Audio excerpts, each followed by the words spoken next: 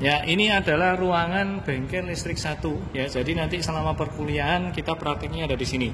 Kalau kita lihat itu ada nomornya ya, nomor 17.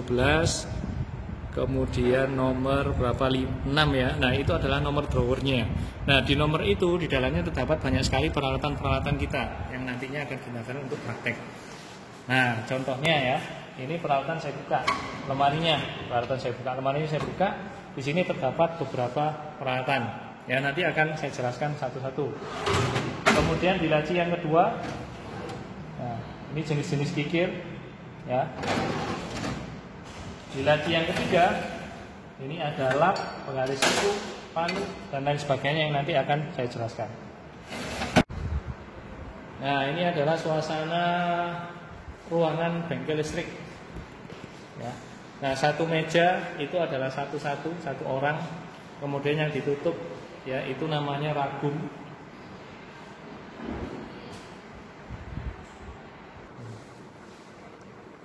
Oke, nah sebelum praktek ya, tadi kan sudah disampaikan bahwa di dalam drawer itu ada peralatannya. Nah, peralatan itu ada kuncinya. Nah, kuncinya itu bisa diambil di ruang sebelah atau di ruang pelayanan gudang ya. Nah, untuk pengambilan kuncinya bagaimana? Sesuai dengan nomornya masing-masing. Nah, itu ada drawer nomor 17, berarti nanti kuncinya itu kita juga kunci yang nomor 17. Ya, karena setiap drawer itu digembok, gitu ya. Oke, hari ini kita akan mengenalkan peralatan bengkel ya, bengkel mekanik 1 di mata kuliah bengkel listrik 1, yaitu dari laci yang pertama dulu ya. Nah, di dalam laci-laci drawer ini banyak sekali terdapat peralatan-peralatan bengkel, terutama bengkel mekanik ya. Nah, kita lihat dari yang paling atas dulu. Ini ada namanya, nah, namanya adalah roll meter. Ya, roll meter jumlahnya ada 1. Dia fungsinya sebagai alat ukur. Ya, kebetulan di sini dilengkapi dengan skala. Ya, bisa sebagai alat ukur. Ya, spesifikasinya untuk roll meter ini sampai 3 meter. Jadi ada beberapa macam ya, ada yang 5 meter, 10 meter dan seterusnya. Ya, yang ada di bengkel itu adalah yang 3 meter. Kemudian yang kedua di bawahnya, ya di bawahnya ini ada yang namanya penitik, ya penitik. Nah, penitik jumlahnya ada 1. Fungsinya untuk apa? Fungsinya untuk menandai titik pada benda keras. Benda keras itu seperti apa? Seperti besi, logam, baja dan lain-lain. Nah, cara penggunaannya, ya katakanlah di sini misalkan ada profil, ya ini ada profil kita taruh. Kemudian caranya menitik posisi harus tegak lurus seperti ini. Nah, baru setelah itu baru kita pakai palu. Nah, kita ketok pakai palu. Nah, nanti di sini pasti akan bekas. Nah, itu fungsi dari menitik. Berikutnya sebelah kiri, ya itu kita masuk ke jenis-jenis obeng, ya atau screwdriver.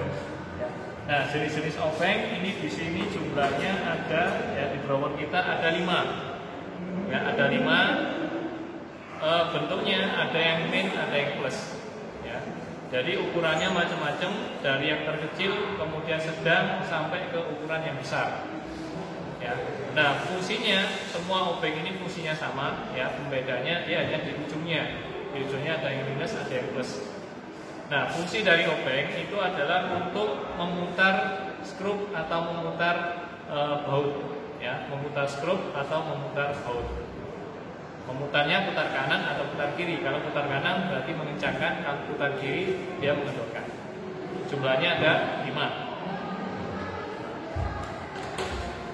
Kalau kita lihat juga ada yang bentuknya seperti ini, ya, kemudian ada yang bentuknya seperti ini. Ini namanya adalah test pen. Ya, bentuknya dia seperti obeng sama persis ujungnya, cuman beda fungsi. Ya. Nah, kalau fungsi daripada test pen itu untuk mengetahui adanya tegangan atau tidak. Ya. Jadi dilengkapi di test pen ini di tengah terdapat sebuah lampu. Apabila dalam penggunaannya lampu ini menyala, maka berarti di kabel di penghantar tersebut ada tegangannya. Ya. Nah, konstruksinya ujungnya adalah beda di kekuatannya, sehingga kalau test pen ini tidak boleh digunakan untuk mengobeng, tidak boleh digunakan fungsi sebagai obeng. Jadi hanya untuk test pen, karena dia tidak kuat di ujungnya. Ya, cara penggunaannya, katakanlah ada kabel. Nah, cara penggunaannya kita tekan yang paling atas, cuman ini harus langsung bersentuhan dengan kulit. Jadi sarung tangan saya lepas, ya kan? Kemudian yang atas, nah kita ukur di kabelnya. Nah, kalau dia tidak nyala kemungkinan netral ya. Nah, harusnya kalau dia bertegangan maka lampunya akan menyala. Ya, tapi karena ini kabelnya memang tidak bertegangan ya, sengaja dimatikan sehingga tidak menyala. Pokoknya kalau dia lampunya menyala berarti di situ ada tegangannya. Ya. Nah, ini kita coba di stop kontak ya. Nah, lampunya nyala ya. Oke. Kalau lampunya nyala berarti di situ ada tegangan. Nanti. Bagian tengah ada yang bentuknya seperti ini ya. Namanya dia adalah uncek. Ya, bahasa Jawanya adalah uncek. Nah, uncek ini fungsinya dia untuk menandai titik pada benda lunak. Kalau yang tadi ada penitik pada benda keras ya, kemudian kalau ini pada benda lunak. Benda lunak itu apa? Benda lunak itu seperti kayu plastik. Ya, cara penggunaannya contohnya kita tekan, ya, kita arahkan ke titik yang akan kita buat titik ya, tanda yang kita tekan, kemudian sama diputar kanan putar kiri. Nah, maka dia akan membekas titik. Ya. Selain fungsinya juga untuk menandai titik, dia juga berfungsi sebagai jalannya skrup. Ya. Jadi setelah kita lubangi sedikit, kemudian ada skrup, baru skrupnya kita masukkan ke OK. Sehingga apa? Sehingga ujung skrupnya yang nempel di sini dia tidak lari-lari. Kemudian sebelah kirinya ada benda yang seperti ini, bahannya dari baja, ya, atau besi. Ini namanya adalah penggores. Nah, fungsinya untuk apa penggores? Fungsi penggores itu untuk menandai, untuk menggaris, ya, untuk menandai, untuk menggaris pada benda keras. Ya, cara penggunaannya adalah ada benda keras di sini ya, profil besi. Kemudian kita mau nandai nih, mau kita garis. Nah, kita bisa nandainya dengan cara digesek-gesek berulang-ulang. Nah, tetapi nanti kalau mau hasilnya bagus tentunya dengan bantuan penggaris. Nah, digesek-gesek secara terus-menerus, maka di sini akan membekas. Ya, jadi teman-teman nanti kalau ingin menandai pada benda keras menggunakanlah penggores. Kalau kamu menggunakan pensil, spidol atau ballpoint, nanti kena oli, kena tangan dia akan hilang. Ya, jadi tandainya harus pakai penggores. Bisa kedua sisinya. Masalah mana yang mau digunakan.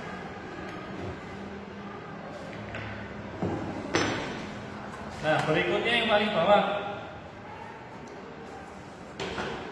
Ya, ini ada penggaris juga. Ya, penggaris fungsinya itu untuk membuat garis, ya, alat bantu untuk membuat garis. Nah, kebetulan penggaris ini dilengkapi dengan skala. Berarti dia bisa juga digunakan untuk alat ukur. Kalau di sini tidak ada skalanya, dia tidak bisa menggunakan untuk ukur panjang. Ya, jadi fungsi penggaris itu adalah untuk menggaris. Ya, nah yang dinamakan yang seperti ini adalah penggaris besi. Ya, biasanya bilangnya adalah penggaris besi. Nah, kemudian naik di atasnya ini ada macam-macam tang, ya, beberapa jenis tang. Berikutnya adalah jenis-jenis tang. Ya, ini macam-macam tang. Kalau kita ketahui ya, jumlahnya ada 5. Ya, ada 5. Dari yang paling kiri ini namanya adalah tang potong. Ya, fungsinya untuk apa? Fungsinya adalah untuk memotong kabel atau memotong kawat. Ya, nah bentuknya dia ujungnya seperti pisau, ciri-cirinya seperti itu. Nah, cara penggunaannya, misalkan ini saya mau gunakan untuk potong kabel. Ya, ini adalah kabel tangnya. Cukup seperti ini, baru kita tekan. Nah, maka kabelnya sudah terpotong. Kemudian sebelah kanannya ini adalah tang kupas. Ya, tentunya adalah tang pengupas kabel. Ya, fungsinya dia digunakan untuk mengupas kabel. Ya, cara penggunaannya di sini ada adjustnya, ya, bisa disetting. Ya, settingnya itu adalah besar lubangnya yang ada di ujung. Ya, jadi misalkan ini kalau kita putar ke kiri, saya tekan. Nah, ini lubangnya tidak kelihatan. Berarti nanti kalau digunakan untuk memotong kabel, maka kabelnya akan terputus semua, bukan isolasinya aja, tapi penghantarnya juga. Ya, baru kita setting, kita putar ke kanan sampai pada saat kita pada saat kita tekan, ini di sini terdapat lubang. Nah, lubangnya ini harus disesuaikan dengan diameter penghantar kabelnya. Oke, saya rasa ini sudah cukup ya setting ya. Kemudian cara penggunaan dari tang pengemas kabel adalah seperti ini ya. Ada kabel dimasukkan di bagian tengah yang sudah disetting, kemudian kita tekan, baru kita tarik. Nah, maka isolasi dari kabel akan terlepas, tinggal penghantarnya aja. Nah, kemudian ada tang lagi ya. Ini namanya adalah tang cucut, atau ada yang nyebutnya tang buaya, atau ada lagi yang nyebutnya tang lancip atau long nose. Ya, fungsinya untuk apa? Fungsinya dia hanya untuk menggenggam. Kemudian dilengkapi bagian yang tengah, ini fungsinya ada seperti pisau ya, berarti dia bisa berfungsi juga untuk memotong kabel. Ya, yang tengah itu untuk menggenggam atau menjepit. Nah, kemudian di sebelah kanannya ini juga hampir sama seperti tang cucut, cuman dia posisinya ujungnya adalah bengkok. Berarti namanya kita sebut dengan tang bengkok. Ya, fungsinya sama ya. Yang depan itu digunakan untuk menjepit, untuk menggenggam suatu benda. Kemudian yang tengah itu karena dia bentuknya seperti pisau, dia bisa digunakan untuk memotong kabel ataupun kawat. Tang berikutnya, nah ini yang sering kita jumpai di rumah-rumah ya, namanya adalah tang kombinasi. Ya, kenapa disebut tang kombinasi? Karena dia memiliki beberapa multifungsi, beberapa macam fungsi. Ya, contohnya kalau yang paling atas ya, ini kan kita tekan kemudian dia rapat, berarti dia fungsinya untuk menjepit benda. Ya, kemudian di bagian tengah itu ketika kita tekan dia rapat, dia ada lubang. Ya, ini bisa juga untuk memegang mur baut. Kemudian yang paling belakang itu dia bentuknya seperti pisau, bisa digunakan untuk memotong. Jadi multifungsi. Oke, berikutnya masih di laci yang paling atas ya. Itu ada alat yang seperti ini. Ini mungkin juga sering kita jumpai ya. Namanya bahasa sehari-hari itu bilangnya kunci Inggris ya, kunci Inggris. Cuman bahasa sananya namanya adalah orange. Nah, kemudian dia bisa di-adjust, di-setting ya. Ini kita putar ya, dia semakin membuka, kemudian kita putar kebalikannya, dia semakin menutup. Ini disesuaikan dengan ukuran mur bautnya. Nah, fungsinya itu adalah untuk memutar mur baut. Ya, bisa kalau kita putar ke kanan berarti dia bisa mengencangkan, kalau putar kiri berarti dia bisa mengendorkan mur bautnya. Berikutnya di laci yang kedua ya, itu adalah tempat untuk kikir. Ya, tempat untuk kikir. Bagaimana bentuk kikir? Bentuk kikir seperti ini yang terlihat di meja depan saya. Ya. Nah, yang pertama ya, dari fungsinya dulu lah, dari fungsinya.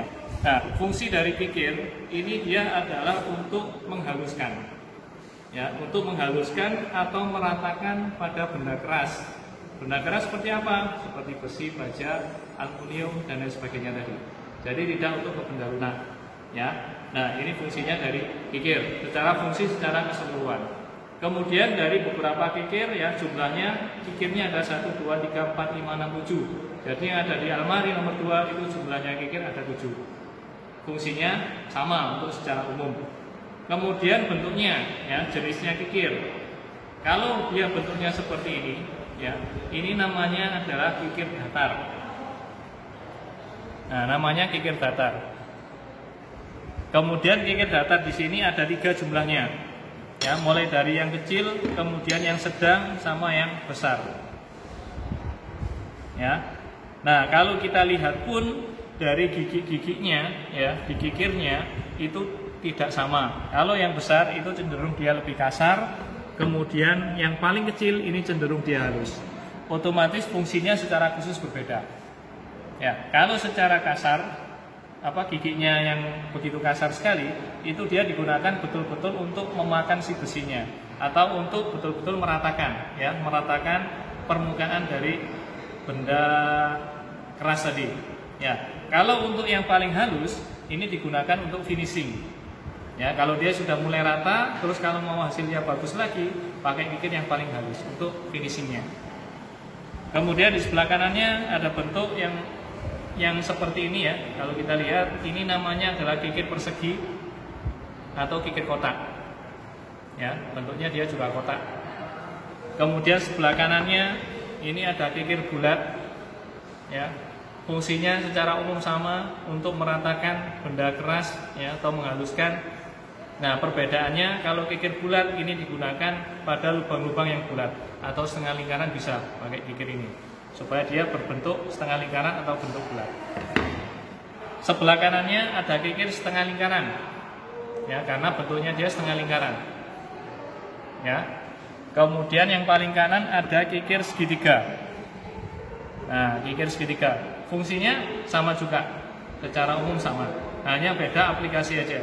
Jadi dari beberapa kikir ini perbedaannya ada di aplikasinya, seperti itu.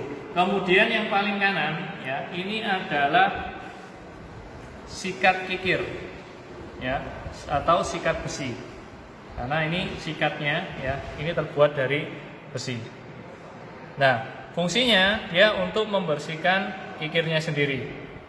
Ya, cara membersihkannya, kalau kita ketahui, ya, alurnya dari kikir ini dia alurnya menyerong, kemudian berlawanan nyerong juga. Ya, berarti cara membersihkannya kita tidak bisa seperti ini, ya, atau tidak bisa seperti ini, tapi membersihkannya juga harus nyerong, ya, sesuai dengan alur kikirnya. Setelah itu dibalik serong yang lainnya. Oke, seperti itu. Nah, sekarang kita kasih contoh, ya, bagaimana cara mengikir. Ya, ini ada profil U, ya, ada profil U. Nah, kemudian ada yang namanya ragum. Ragum itu fungsinya untuk menjepit suatu benda. Ya, ini ragum. Cara penggunaannya, kita putar ke arah kiri, maka mulut dari ragum dia akan membuka. Kemudian benda yang akan kita kikir, kita taruh. Nah, setelah itu baru kita jepit, putar ke arah kanan, ya. Nah, kemudian kita jepit. Nah, kalau seperti ini posisinya, berarti kita mau meratakan bagian sisi yang ini, yang apa ya, atas lah, kita sebut sebagai atas, ya. Nah, ini yang akan kita ratakan, ya. Kemudian kita gunakan kikir persegi, ya. Nah, cara posisi mengikirnya itu kakinya sedikit membuka, ya. Kemudian pasang seperti kuda-kuda. Setelah itu baru kikirnya diletakkan, ya. Kemudian badan agak condong ke depan, tangan kanan menggenggam genggaman daripada kikir, kemudian tangan kiri pegang pada ujung kikir seperti ini, ya. Ini kalau kita kikirnya seperti ini, yang capek adalah lengan kita, ya. Jadi kita harus agak condong ke depan, sehingga yang menekan itu adalah badan kita, bukan lagi lengan kita, ya. Kemudian kalau kita lihat alurnya dari kikirnya, gigi-giginya kikir, dia condong ke depan, artinya dia ketika maju itu baru dia bisa memakan si besinya ini, ya. Jadi teman-teman kalau kikirnya seperti ini itu salah juga, nanti dapatnya capek, gitu kan? Nah, sehingga kikirnya pelan-pelan seperti ini. Nah, mundurnya angkat sedikit pelan, baru maju lagi.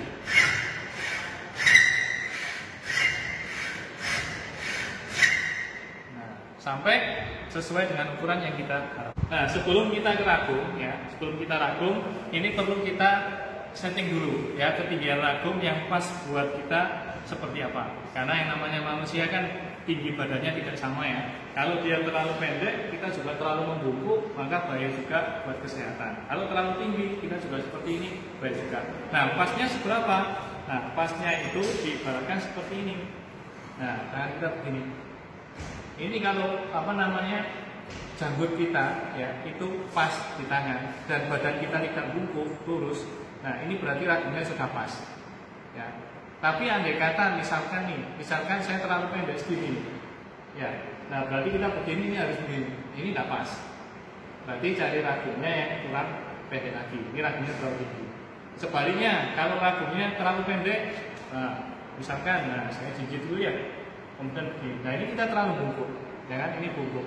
Berarti ragumnya posisi terlalu pendek. Yang pas ketika kita berdiri tegak, kemudian seperti ini, pas nempel. Punggung kita lurus. Nah, ini setting ragum yang pas, ya, yang tepat. Oke, kita lanjutkan ke laci yang nomor 3, ya. Laci yang nomor 3 atau yang terakhir, karena sebenarnya ada 3, ya. Di laci nomor 3 itu ada benda seperti ini, ya. Nah, ini namanya adalah palu, ya. Memang biasanya di tiap-tiap daerah bentuknya beda-beda. Kalau bahasa internasionalnya adalah hammer. Ya, kemudian ada yang nyebutnya petil. Ya, ada palu, ada petil, ada hammer. Itu macam-macam memang. Nah, kemudian fungsinya itu adalah untuk memukul pada benda keras. Ya, untuk memukul suatu benda. Misalkan kita mau paku, ya kan? Nah, itu pukulnya pakai palu. Gitu. Ujungnya palu pun macam-macam. Kebetulan yang kita punya ini adalah bahannya dari besi. Berarti dia digunakan untuk lawannya besi juga. Nanti ada yang dia rubber, karet, kemudian ada lagi yang plastik, ada lagi yang tembaga, aluminium, macam-macam modelnya. Dan fungsinya pun secara umum sama ya, digunakan untuk memukul, tetapi secara khusus itu dilihat di aplikasinya. Nah, kemudian ada lagi ya, ini namanya gergaji. Ya, gergaji besi. Ya, kalau namanya gergaji besi berarti dia berfungsi untuk memotong pada benda keras, yaitu besi, baja, aluminium dan sebagainya.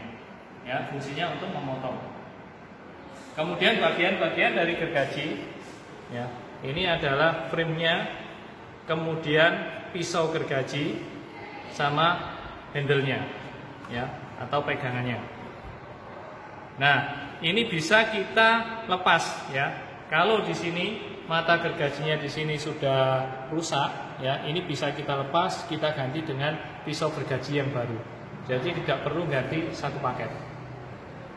Kemudian kalau kita lihat ujung-ujung ini atau gigi-gigi dari pisau gergaji ini dia condong ke depan. Artinya dia bisa memotong atau memakan si besi itu pada saat dia hanya ke depan. Mundurnya dia nggak dapat.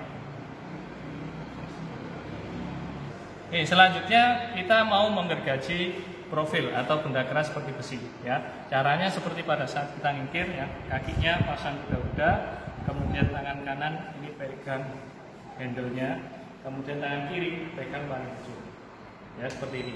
Nah, sebelumnya kita harus cari jalannya dulu. Misalkan ini kita sudah tandai nih, oh ini yang akan kita potong, ya, berarti cukup tangan satu kemudian digaris-garis dulu sampai dia ada sedikit lubang, ya, itu untuk jalannya. Nah, kalau sudah, baru tangan kiri kita di sini, kemudian badan sama seperti pada saat ngikir condong ke depan, ya, supaya yang menekan itu bukan lengan kita, tapi adalah badan kita. Nah, karena mata gergajinya ini tadi condongnya ke depan, berarti dia bisa makan si besinya pada saat ke depan aja, ke belakangnya dia nggak bisa. Mundurnya kita tarik santai. Baru depannya seperti ini.